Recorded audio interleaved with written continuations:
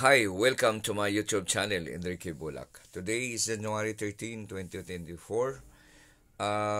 Ipapakita ko sa inyo yung mapa no, na kung saan nandyan yung mapa ng South China Sea. So, sa South China Sea na yan, nandyan kasama, makikita, located din dyan yung West Philippine Sea. Kung saan nandyan sa West Philippine Sea ang BRP Sierra Madre na nandyan sa Scarborough Shoal. Ang Scarborough Shoal ay pasok sa exclusive economic zone ng Pilipinas, na ang layo lang niya ay 225 kilometer. Ang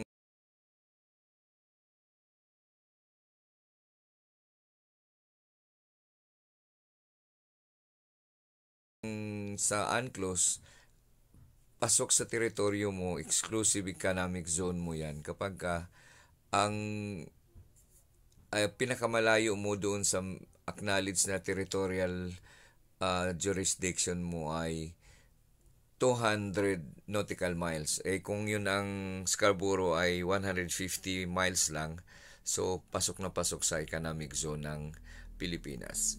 Okay, so uh, yan, nakikita mo ito yung mapa ng West Philippine Sea. Makikita mo dyan yung Scarborough na pinapakita ko, kinuha ko din yung mapa para makita mo yung kasi halos dot lang, no, dot lang makikita mo dyan sa mapa. Pero kung i-separate mo yung i-extract mo yan dyan, ito yung hitsura ng Scarborough.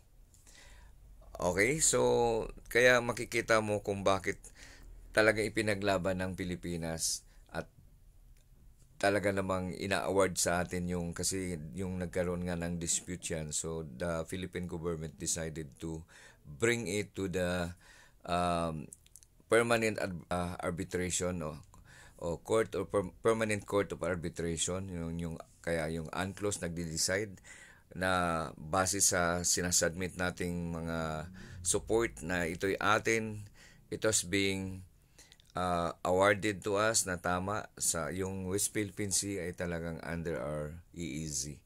Okay, so kaya sana ay suportahan ninyo yung claim natin na the West Philippine Sea is ours and we have to fight for it because it is for our next generation. So kapag kita mo naman na tulad ng ang nabanggit ko lang no, na yung isda natin dyan sa West Philippine Sea kasi rich in fish, no? So yung mga galunggong na ang galunggong natin ay doon ang gagaling dyan at dati yung mga mangingisda natin ay ang bilis nilang mapuno yung bangka nila nung hindi pa tayo pinagbawalang mangingisda dyan. Okay, so nabanggit lang base sa nadinig ko kay Pangulong Bongbong Marcos nung time na pinutol natin yung floating barrier na nilagay ng China. After one day nung nagpunta sa isang araw lang na pangingisda ng mga mangingisda natin, according to PBBM, ang sabi niya ay sa isang araw na yun ay nakahuli ang mga mangingisda natin ng 1,600 kilos of fish. So makita mo kung gaano kadaming isda pala ng kapag ang mga mangingisda natin ay free ng mangisda dyan sa lugar na yan. Okay, yun lang. Sana suportahan niyo itong YouTube channel ko. Maraming salamat.